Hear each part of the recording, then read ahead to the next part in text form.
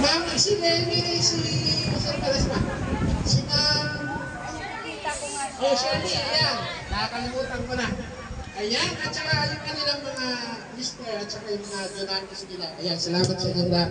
Ako po ay masaya kahit medyo di ba kayo nakakatulog.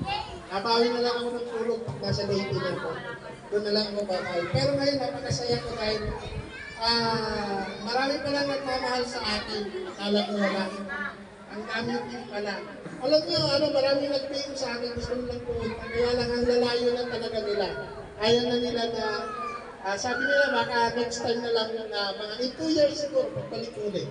Ayan. So ngayon, happy birthday kasi ang team Madi Founder at saka team Beto natin. Ay, bigay ko sa kanya doon na yung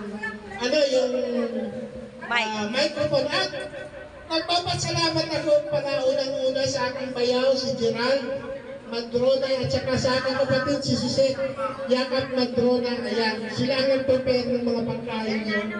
So maraming salamat sa kanila. At saka sa aking mga pamangkin na tumulong. Thank you so much sa inyo lahat. Ay, wait lang. Ako pa yung mga birthday.